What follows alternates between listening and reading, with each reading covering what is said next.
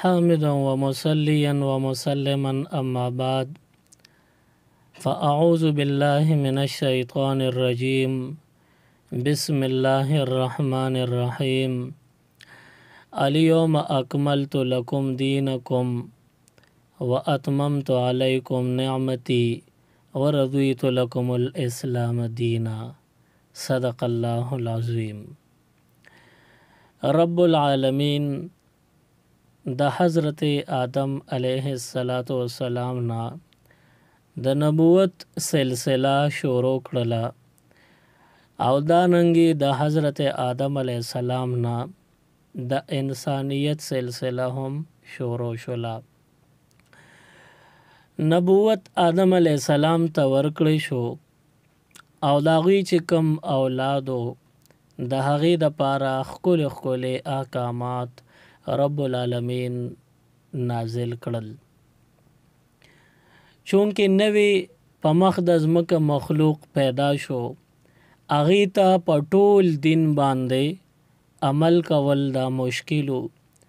څنګه چې ماشوم خپل ضروریات په خپله نشي پوره کولی یا خپل خاص خبرې چا سره کولی نشي، دغه شان آدم علیه السلام چې پیدا شو او دین او شریعت ورته ورکړی شو، نو د آدم علیه السلام کوم اولادو هغوی په هغه ټولو خبرو باندې نه پیدل او کوم چې پورا کامل مکمل دینو نو که هغه الله رب العالمین ورکړی نو هغوی په هغې باندې عمل نشو کولی. نو حسب معمول په مزه مزه لږ لږ شرعي مسائل د آدم علیه السلام په زبان مبارک الله پاک د بچو ته یې پیش کول. بیا د آدم علیه السلام نه وروستو دا کم بچي چې وو نو دوی د دین سره څه ناڅه آشنا شو او بلد شو. په دین باندې احکاماتو باندې عمل کول ورته آسان شو. بیا بل پیغمبر رب العالمین راولېږه او چې کوم دین آدم علیه السلام ته ورکړی شوی، کوم شریعت او احکام آدم علیه السلام ته ورکړی شوي، د هغې سره سره نور لږ شان اضافه پکې الله پاک وکړله او د بل پیغمبر په ذریعه نوې مسائل او نوې احکام هم دغه نوې قوم ته الله پاک ورکړل. دغه شان د دین مسائل او احکامو کې رفته رفته اضافه کېدله. بیا ورپسې چې بل پیغمبر رب العالمین مقرر کړی دی نو هغه له بیا د زوړ پیغمبرانو زاړه شریعتونه او احکام عموم ورکړي شو او ورپسې نوې احکام هم زیاتی هغه هم د الله د جانبه راغلل.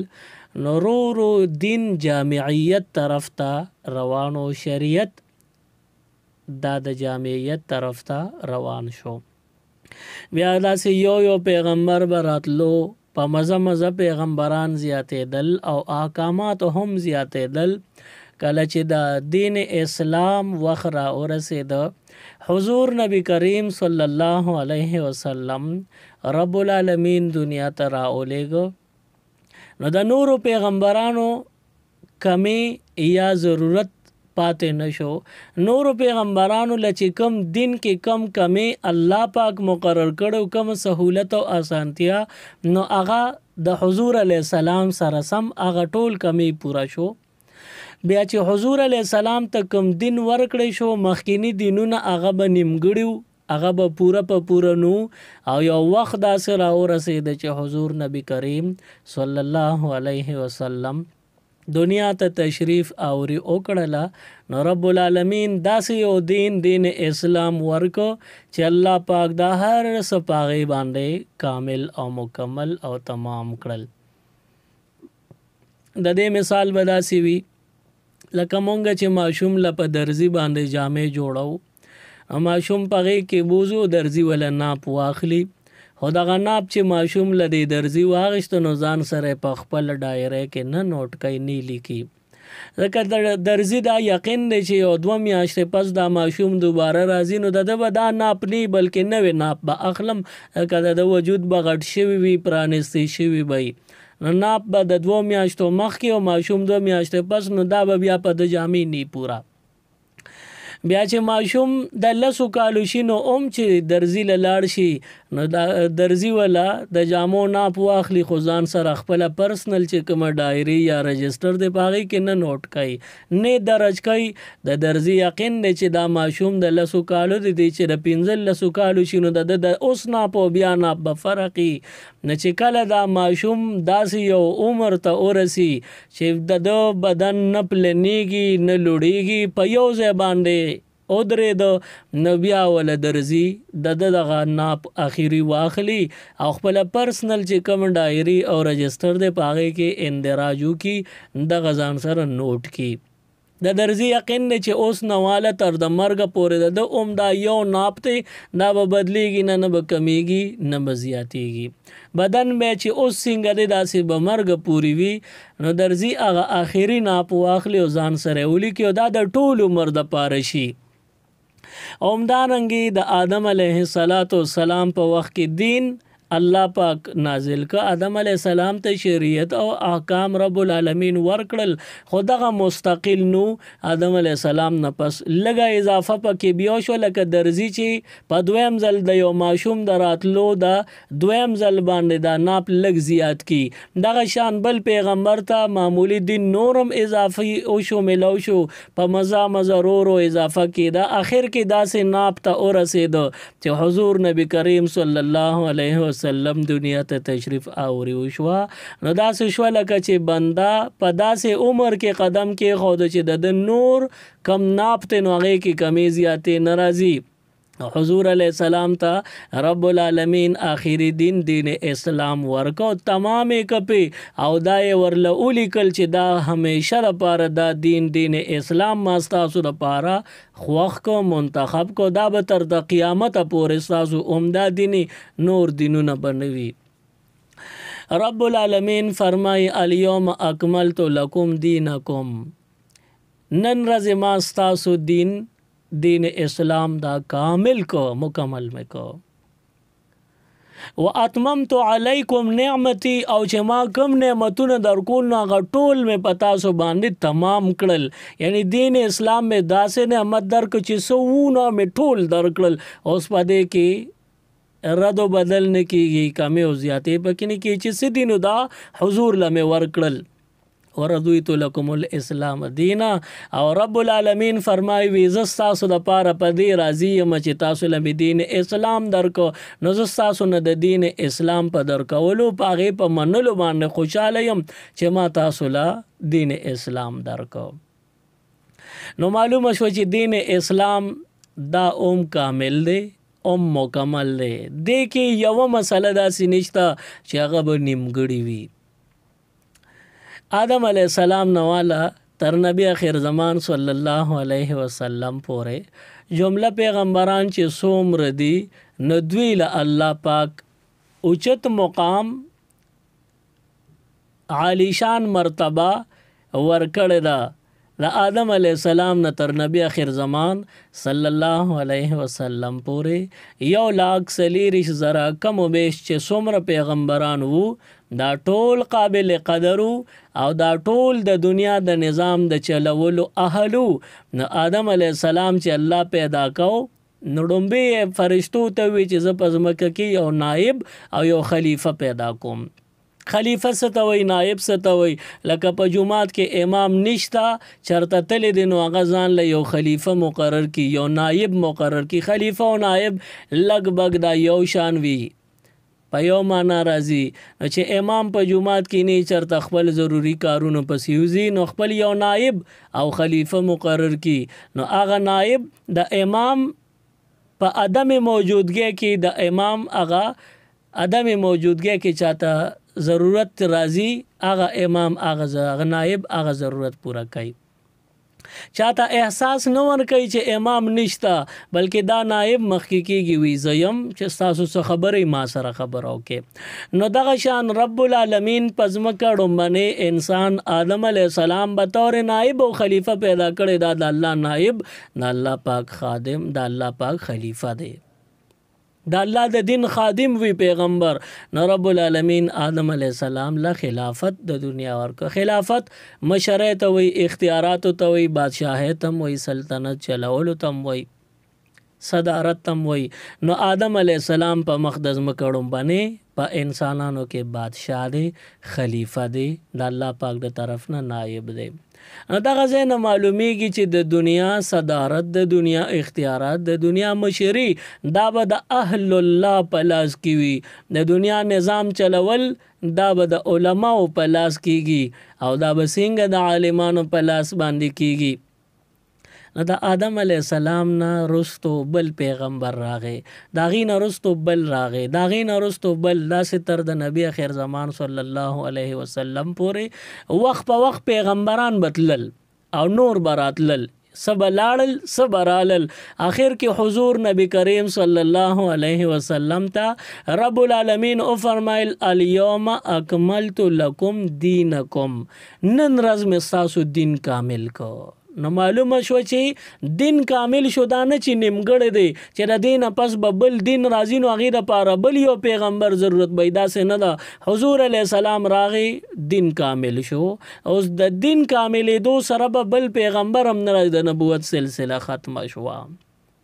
نو مخکې خو دین اسلام پرچار کول او د الله دا دین د حضور علیه السلام دا سنت طریقې او د هغې ښکلې مبارکې خبرې او احادیث هغه خو امت ته رسول غواړي. نو حضور علیه السلام فرمایل العلماء ورثة الانبیاء، عالمان دا به د انبیاو وارثان وي. نو حضور علیه السلام د ټولو پیغمبرانو وارثان څوک یاد کړل؟ د عالمان یاد کړل. نو عالمان دا د ټولو پیغمبرانو وارثان دي.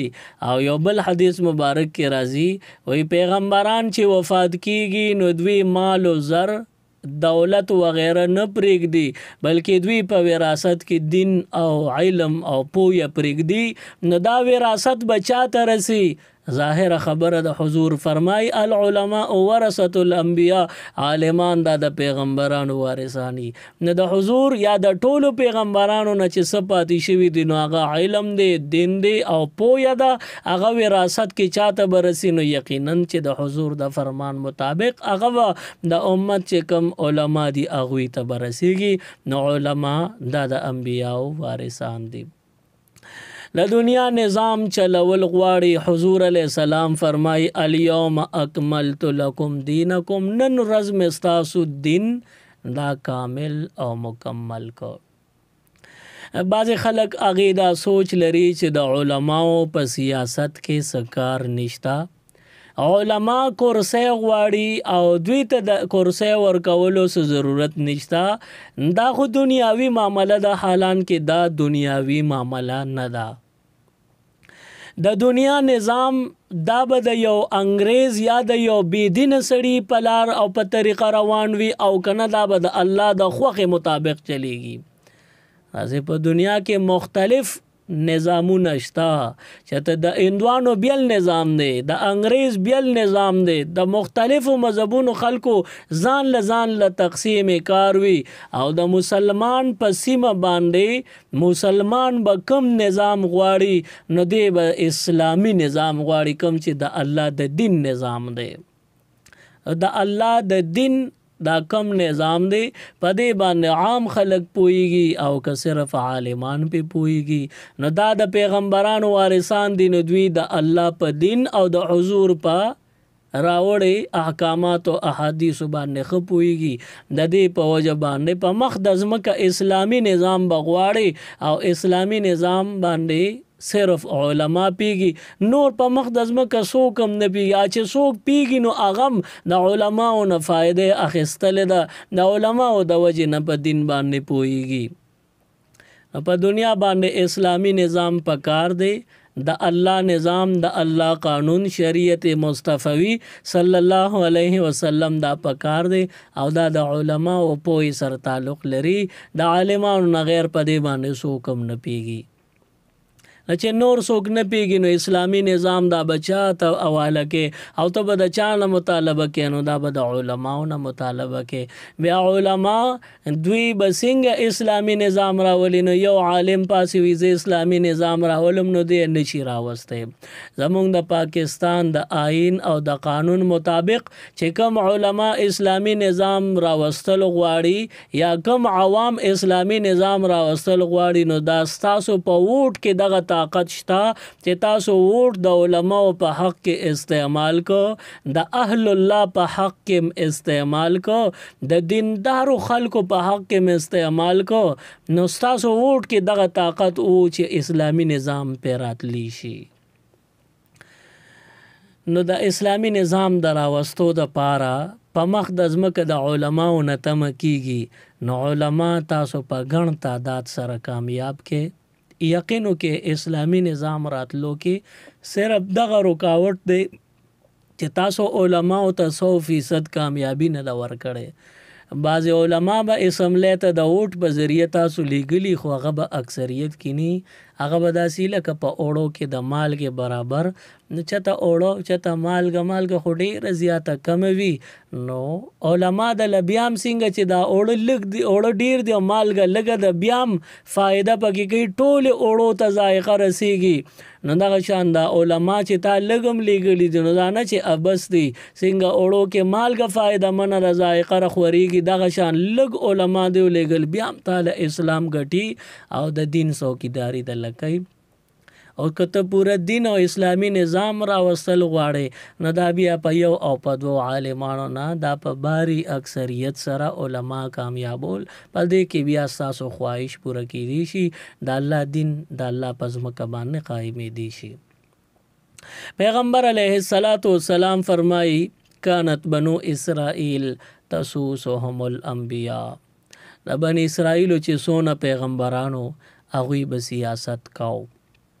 چې مونږ ته دا حدیث مبارک حضور فرمایلی دی چې د بنی اسرائیلو علماو انبیاو هغوی سیاست کړی دی نو معلومه شوه چې زمونږ د عالمان د ټولو پیغمبرانو وارثان دي. نو زمونږ علما دوی ته په وراثت کې سیاست ملو شوی دی نو د سیاسی علماو توهین مکوي. دا ته د خپلو پیغمبرانو نه پاتې شوی دی دا سیاست دا موروثي دی او دا د دین بنیاد دی دا د پیغمبرانو پیشه و هغوی سیاست کړی دی. سیاست څه ته وایي؟ د دنیا نظام چلولو ته سیاست وایي. اوس د دنیا نظام دا به د چا د قانون مطابق چلی د الله د قانون مطابق چلی نو دا اسلامی سیاست شو او په مخ د ځمکې اسلامی سیاست صرف علما کوي او پوهیږي په هر دور کې هر پیغمبر چې سیاست کو نو دا نه چې د هغه به ټول خلک ملګري وو، څوک به مرګري وو څوک به مخالف وو او دا اختلاف او اتفاق دا به تر قیامته پورې دا دوه لړۍ دي دا به تر قیامته پورې جاری وي. دا دوه سلسلې دي تر قیامته به جاری وي. یوه چونکې زه به دې ته د پاټو نوم ورکم دا دوه پاټې وي د ازل نه تر قیامته پورې دا به جاری وي او یوه پارټي حق ده یوه ناحق او باطله ده. ګوره حضور علیه السلام فرمایلی دی کانت بنو اسرائیل تسوسهم الانبیاء. د بنی اسرائیلو چې څونه پیغمبرانو سیاست به هغوی کاو. د دنیا نظام او اختیارات دا به د هغوی په لاس کې وو. د دنیا چلولو چې کومې واګې وې به د پیغمبرانو په لاس کې وې. اوس د بنی اسرائیلو پیغمبرانو څونه وو؟ یو روایت کې راغلی دی وای د بنی اسرائیلو یعنی د یعقوب علیه السلام په اولاد کې تقریبا 90,000 زیات پیغمبران راغلی دي. ټول پیغمبران 1,40,000 کم و بیش دي. نو 1,40,000 کې 90,000 دا د نیمې نه زیات دي. د نیمې نه زیات پیغمبران هغه سیاسی پیغمبران بنی اسرائیلو. نو زمونږ هم اکثر علما دا به سیاسی وي او دوی به د دنیا باندې د الله ښکلی دین او د ښکلی دین نظام قایمولو کوشش کوي. دا به د هغه پیغمبرانو وراثت دوی ته را رسېدلی دی. بهرحال ما تاسو ته دا خبره وکړه چې د حق او د باطل دوه پاټۍ به وي او دا به د اول نه شروع شوی تر قیامت پورې دا به جاری وي. نو بعضې پیغمبران چې هغوی به د نبوت اعلان وکړو، ګویا چې دوی به د خپل اختیاراتو غوښتنه وکړه چې زه پیغمبر یم، پیغمبر به اعلان وکړه ما ته نبوت راکړئ، اوس به زما منئ، زه چې درته کوم دین ښیم کومه لار ښیم په هغې به ځئ، څه نه منې کوم هغې نه به ځان ساتئ، او که نه منې کېږي سزا به در کوم. نو دا نظام شو که نه شو؟ نو چې کم پیغمبر لکه مونږ به فرض که ابراهیم علیه السلام یاد کو، ابراهیم علیه السلام چې نبوت ورته نو میلاو شوی، څونه تکلیفونه ورته رسېدلي دي، او چې کله بیا نبوت ورته میلاو شو، نو د نبوت میلاوېدو سره سمدستي دوه پارټۍ جوړې شوې. یوه پارټۍ کې ابراهیم علیه السلام پخپله دی، یوه ډله کې ابراهیم علیه السلام پخپله دی او دې ځان له خلک رابلل غواړي چې راشئ زما طرف ته د الله دین ومنئ. او مخالف کې خپل پلار هم ولاړو، ابراهیم علیه السلام پلار دا په مخالف پارټۍ کې ولاړ دی. نو دغه ځای نه اختلاف شروع شو، او دا اختلاف به کوم ځای پوري؟ دا به د قیامت تر ورځې پورې وي.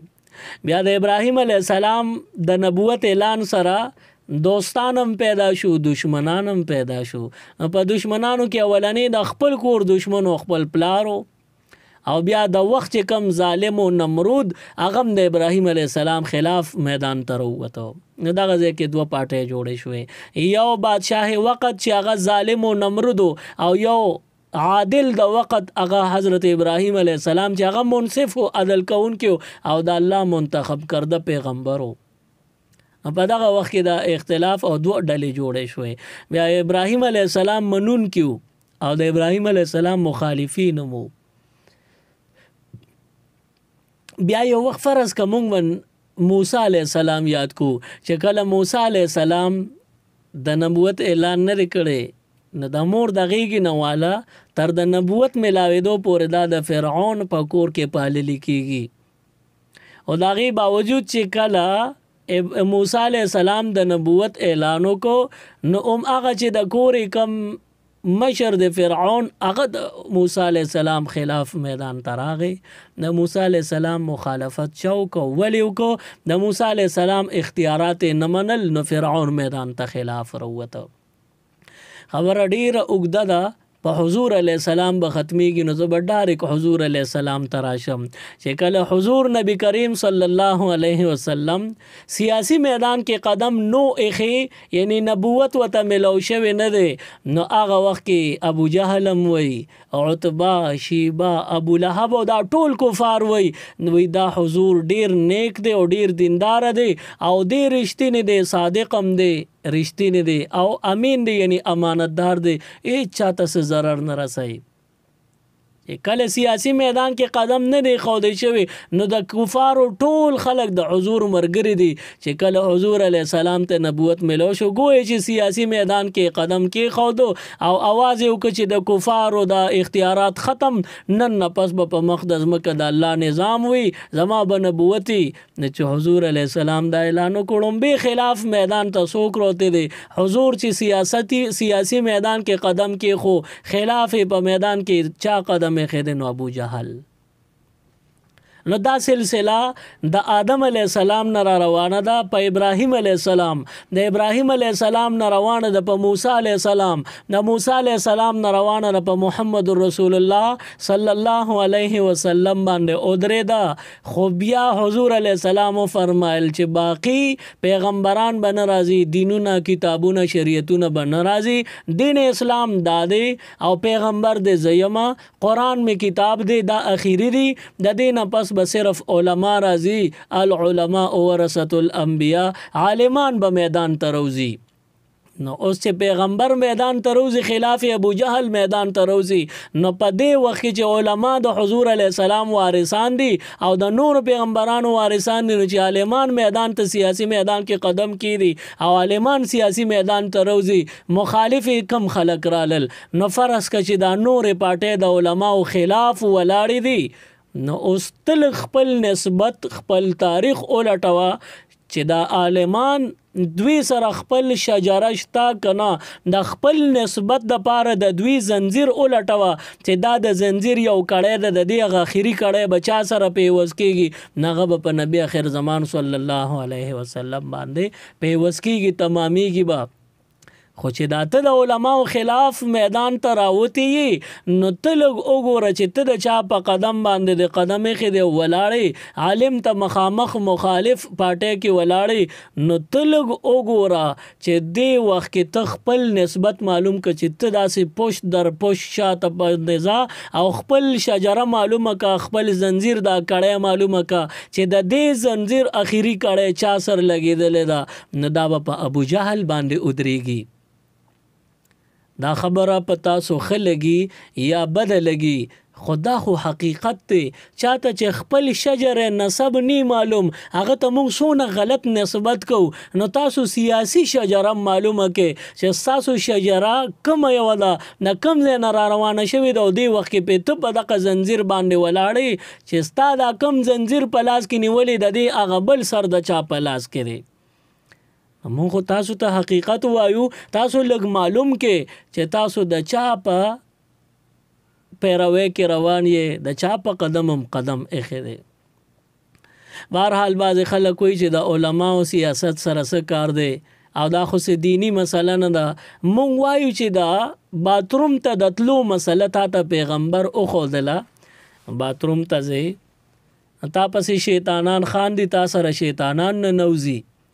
بیت الخلا ته چې ورغلی نو تا ته ګوري ستا شرم و حیا هغه نه محفوظ کیږي د شیطانانو پیریانو نه نو تا ته ستا پیغمبر او فرمایل وای چې ته باتروم ته ننوځې نو ډومبنۍ ګس اخپه ور داخله کا او ګس اخپه ور دننه کې نو باتروم نه لا بارې داخل شوي نه چې اللهم انی اعوذ بک من الخبث والخبائث دا د باتروم د تلو د واره ده ووایه دا د نه درځي نو خیر دی اعوذ بالله من الشیطان الرجیم درځي دا یو ځل ووایو باتروم ته بیا ورننوځه نو خپه به کم ور داخله ګس خپه ور داخله کا بیا باتروم کې خپل ضرورت ته پورا کوو نو تا پسې شیطانانو پیریان تلل تا پورې خان دي او ستا حیات ګوري ستا بې حیایي تا سره بې حیایي کوي ستا شرم پسې ګرځي نو چې تا اعوذ بالله من الشیطان الرجیم وی ته اوس په حیا کې پاتې شوې ګویا چې د فولادو دیوار او پرده ځان نه ته وګتا ته اوس نشي کته چې ته باتروم ته ننوتې خپل ضرورت پوره شو واپس روزي حضور ته دا چلم خولې دی چې واپس روزي نو خې قدم را بار کا غفرانک الحمدلله الذي اذهب عني الاذى وعافاني دا دوه شکر بازي الله زمانه د ګندګي لري کړه الحمدلله دومره وای پښتو کې یا اسم چې دعا د عربیک نه صرف الحمدلله وای بار روزه نو باتروم ته د تلو او واپس راوتې دو وظیفې او طریقې د پیغمبر خولې دي چې باتروم ته تلو دا خو څه غټه مسله نه سیاسي مسله ده باتروم ته تلو ډیره وړه معمولی مسله ده تا ته ستا پیغمبر خوله نو په دنیا کې د نظام چلولو چل دا برته پیغمبر خولی کنا کته وی چې نه دی خولی نو دغه آیت باندې ستا ایمان نشته حضور ته الله فرمای الیوم اکملت لکم دینکم ستا دین مې نن کامل او مکمل ک دې کې مې یو ذره کمی نه دی پرې ټول مې کامل او مکمل ک ته وی چې دین اسلام کې د دنیا د چلولو د نظام طریقه نه خولې شي نو خدای په خوتوي چې ماره ته دین مکمل کو نو مکمل دین خو په باتروم باندې د ختمې ده چې تاته د باتروم چلم خولې دي دا د سماتی چلم دا د چولو چلم د ته خولې د استنجا د کولو چلم د ته خولې دي نو د دنیا باندې د نظام چلولو چل به نه خولي بهشکه چې د دنیا د نظام چلولو چل به خولي او دغه د دنیا نظام چلولو نوم دی سیاست خو بیا سیاست دنیوي نه اسلامی دینی سیاست نو دار ته خدای پاک خولې دی د حضور علی السلام په ذریعہ د چې حضور علی السلام مونږ ته باتروم ته دتلو واپس دراوتو د نن باتروم کې د استنجا کولو د دس د ماتولو او دس د چولو ټول طریقې او خودلې نه د دنیا د نظام چلولو چل به نه خو یقینا چې چلې خولې دی نو اوس دغه چل به عام خلک په دې باندې پوهیږي که د دنیا نظام اسلامی لار باندې چلول په اسلامی نهج باندې چلول دا به عالمان پیږي نو بېشکه په مقدس مکه اسلامی نظام او اسلامی قانون نافذ کول دا صرف علما کولی شي، هغې پې پوهیږي، دا نور خلک پې نه پوهیږي. د دې د وجې تاسو صرف علماو پسې روان شئ. یا زمونږ مشران خلک دي هغې چې کومې فیصلې وکړي هغه غلطې نه وي.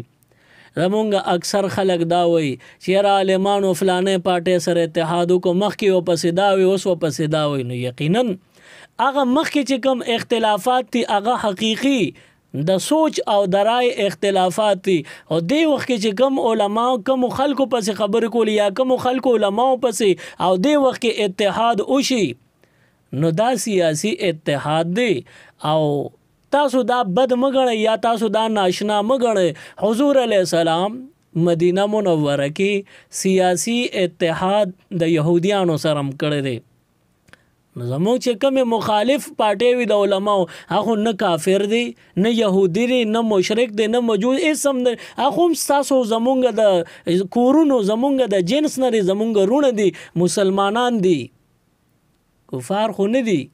حضور خو د کافرو سره هم اتحاد کړی دی څه وخت، لږ معاهدې دپاره، لږ وخت دپاره. نو که تاسو اوس دا ناشنا غړی نو دا ناشنا نه دي، دا ناشنا وګڼه چې ته د دې اتحاد نه ولې نه خبر. دا خو پیغمبر هم داسې کړي، ته ته نه خبر. نو ناشنا دا خبره ده، دغه ناشنا نه ده چې علما خپلو مخالفینو سره اوس اتحاد ولې وکړو. بل دا چې دوی وایي چې زمونږ ذهن نه مني، مخکې علما وایي چې دا ښه خلک نه دي او اوس ښه خلک شو. زه درته یو خبره کوم چې تاسو وایئ چې مونږ د الله بندیان یو او علما د الله خاص خلق دي، او مونږ به په هغه لار ځو چې علما راته وایي ورځه پې. نو ته که عالمانو د دوزخ په لار روان کړې نو ته به بیا جنت ته ځې، خو چې عالم غلطۍ کړې دی او ته جهنم ته روان کړې نو ته خو به جنت ته ځې، هغه عالم ته به سزا ورکولی کېږي. نو که نن علماو تا ته ووایي چې ته د فلانې پارټۍ سره زمونږ د خاطره ملګرتیا وکړه، نو ته د عالمانو منه. که په دې خدای ناراضه تا نه خو نه دی ناراضه شوی، ځکه تا خو د عالم منلی او تا ته حکم هم د عالم د پیروي کولو شوی دی. تا د خدای وایي ته به د عالمانو منې، تا ته دین او پیغمبر وایي ته به په وخت د ځمکې د عالمانو منې کامیابېږې به. نو ته د عالمو منه. اوس عالم جهنم ته روان کړئ، غلطه لار باندې روان کړئ، نو سزا به تا لني هغه عالم لبئ. د دې د وجې نه تاسو ځان نه داسې څیزونه جوړ کې چې ووایئ چې مونږ به د عالمانو په جولۍ کې یو، د عالمانو په ګوتو کې په لاسونو کې به یو، او چې دې عالمانو مونږ نه څه جوړول وغوښتل مونږ به هغسې جوړېږو. دې عالمانو مونږ په کومه لار ورواچولو په هغه لار به ځو. دې کې به خپل عقل نه چلی، ته به د علماو پیروي کې. اوس دا علما چې د ښه طرف ته بوځي نو هم تاله ثواب او کامیابي ده. که عالمانو په بده لار روان کړي نو عذاب به تاله ني هغوی لبئ. او یقینا چې عالمان دا د ګناه دپاره نه یو ځای کېږي، اتفاق نشي کولی. عالمان ټول د الله خوښ خلق دي، دا د الله نه یریدونکي خلق دي. نو دوی نه په خپله په غلطه ځي نه تا په غلطه بوځي. نو راتلونکي الیکشن کې تاسو د علماو طرفداري وکړئ. صرف عالمان چې په کوم لار روان دي هغه لار باندې لاړ شئ. مخکې کامیابي یا ناکامي دا ستاسو په سر نه ده، د دې ثواب وي که عذاب ستاسو په سر نه دی. د الله نظام ته ګوره، که ثواب دی نو تاله هم درکړي، که عذاب دی نو بیا ستا د وجې عالم له ورکړي، تاله عذاب نشته. نو ته د عالمانو ومنه. عالم دی په هر میدان په کار راځي، عالم سره ستا هر ځای کې ملاقات ممکن دی. نو عالم لنن د کامیابۍ سوچ وکړه. په مخ د ځمکه ته څنګه اسلام غواړئ یا ته څنګه مسلمان یې چې ته اسلامي نظام غواړم خو د عالم نه د یو غونډه یا د یو پلیت او د خراب سړي په لار، داسې خو بالکل نشي کېدی. د دې په وجه را روان 16 اکتوبر باندې بل ورځ چې کوم الیکشن دی، په دې کې صرف د الله د طرف نه چې کوم په ما باندې لازم حکم و چې زه تاسو ته د الله دا پیغام در رسوم، نو صرف د الله پیغام مې در رسول دی. تاسو په دې عملو کې د خپل فیصلې به بیا الله له جواب ورکوي. نو تاسو د علماو په حق کې د کامیابی فیصلو کې په مخ د ځمکه دین اسلام راوستل دا تاسو په ووټ کې دی، او تاسو ووټ د علماو چې کوم لار د تخولې د پاغې کې استعمال کې ان شاء الله زمونږ د الله نه یقین دی چې عمده سے بیا الله پاک کوي. رب العالمین دې په مخ د ځمکه ټولو علماو له کامیابي او ترقي ورکړي او د علماو چې کم مخالفین دي الله پاک دې مخ تورن کړي، صرف علماو له الله کامیابي ورکړي. رب العالمین دین اسلام په مخ د ځمکه قایم کړي. الله پاک دې د دین اسلام چې کم مخالفین دي هغې ته هدایت نصیب کړي، هدایت یې نصیب کړي الله دې نیست و نابود کړي. سبحان ربک رب العزة عما یصفون وسلام علی المرسلین والحمد لله رب العالمین. اللهم ربنا آتنا في الدنيا حسنة وفي الآخرة حسنة وقنا عذاب النار وأدخلنا الجنة مع الأبرار يا عزيز يا غفار برحمتك يا أرحم الراحمين. मज़ीद Islamic videos देखने के लिए हमारे YouTube चैनल दीन और दुनिया को ज़रूर सब्सक्राइब करें और बेल आइकन ज़रूर प्रेस करें ताकि हमारी हर एक वीडियो की नोटिफिकेशन आपको मिल सके।